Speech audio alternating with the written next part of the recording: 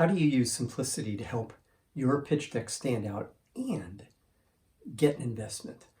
Hi, I'm Brett, and I'm going to answer that question for you today. But first, I'm going to tell you an analogous story. So my daughter right now is just finishing up her junior year of high school, and she's in the process, as all juniors are, of starting to figure out the college application process. And she's meeting with her guidance counselor. My wife and I actually met with her as well at the same time. And one of the things that you have to do is you have to write a statement, an essay about yourself. It's about 650 words or so typically. And my daughter is being told by the guidance counselor, you have to get your essay to stand out. She's going over all the typical essays that the people that read these statements get, because they get hundreds of them at the same time. And the trick is, how do you get yours to stand out? Well, guess what? This is the exact same challenge that you have when you're pitching, is how do you get your pitch deck to stand out? What are the tricks? What are the things that you can do so that in that pile of 100 to 200 to 300 pitches that a VC is going to look at before they invest in one company, you can get yours to stand out? That's what I'm going to go over with you today. So let's get started. So I'm going to give you 4 tips today that you can use that are simple to execute, that are really going to help you make your pitch stand out. And here's the first one. So let me go over it and let me explain it to you. It's make your pitch easy for potential investors to follow. So how do we do this? Well, your pitch is like a story. It should have a flow to it. It should have a sequence to it. And it should answer all the pertinent questions that an investor is going to have. So what are those pertinent questions? Well, I have them right here for you. Let's go through them. The first one is, what does your company do? The second one is, what are you significantly better at than everyone else? The third is, your team. Explain your team to me. The fourth is, how big is the market? The total market and the served market. What makes you unique is number 5 on the list. What's the competition look like? Give me a competitive analysis. That's number 6. Number 7, the go-to-market strategy. What is it? Number 8, your business model. And then finally, give me the financials in a slide format that's easy for me to follow. No hockey sticks, please. Just a chart. That's all you need to do. So now, if we do these things, we've given investors everything they need to know in sequence that's going to help them. That's the first step. Don't leave stuff out. Don't hide. Be detail-oriented, but let's make it simple, make the story flow, make it easy. That's the first one. Now for the second one. 1 thought per slide, please. Not 2, certainly not 3. 1, please. Please, just 1 thought per slide. Let's take a look now. Let's look at the first slide here. Okay, let's take a look at this one. What do you think of this one? Now let's take a look at the second slide. What do you think of this one? Which one do you think is easier to follow? Well, it's obvious. It's the one that has the least amount on it, not the most.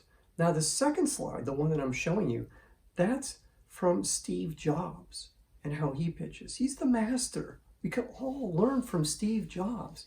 1 thought per slide, less text, 1 simple graphic. If any graphics, that's all we need. When you feel yourself starting to stuff things into a slide, we're going to just add this and we'll show them that. We'll put this quote in. Stop. Please, please stop. You don't need to do this. Keep it really, really simple. 1 thought, 1 slide. If you have multiple things to say, 2 thoughts, 2 slides, but make it 1 per each. It's okay to do this. It's easy to follow because visuals matter. The easier it is for me to follow along visually versus this ugly thing in that first slide we saw, right? Who wants to look at that? Nobody. Make it easy for yourself.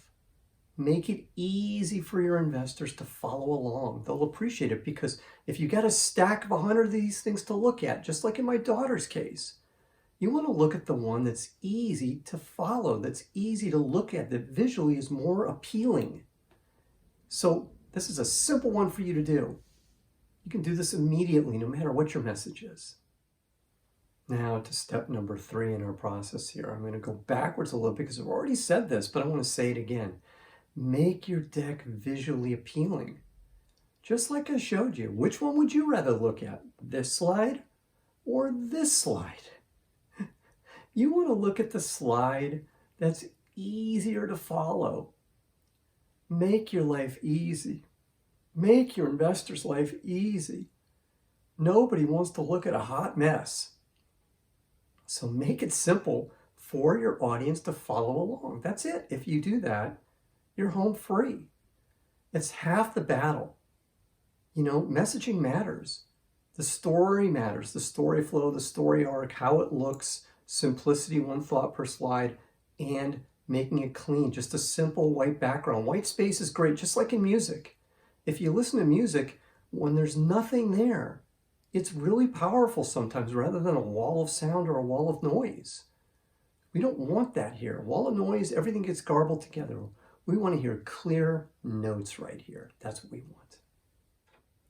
Okay, my 4th, all of you can do. It just takes a little bit of discipline here, but if you do this, massive, massive improvement will come, and that's rehearse. Please rehearse. If Steve Jobs rehearsed 100 times for a 1-hour presentation, we're making a 1-hour presentation to potential investors.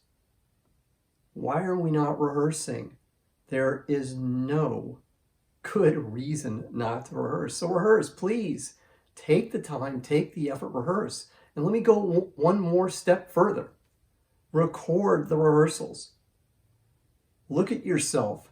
If you can use a camera just like we're using right here, record it. So now you get the visual of the way you look with your words, and you can listen to both and improve both. Both matter. A little bit of a smile on your face helps. Connecting with your audience, making eye contact with them helps. Sitting up straight, if you're sitting in front of a Zoom meeting or whatever, helps. Leaning in when you're making a point helps, just like I did right there. All these little things matter. Rehearse, because it's going to make you better. Even if you've never presented before, even if you're horrible when you're starting out, it will make you better.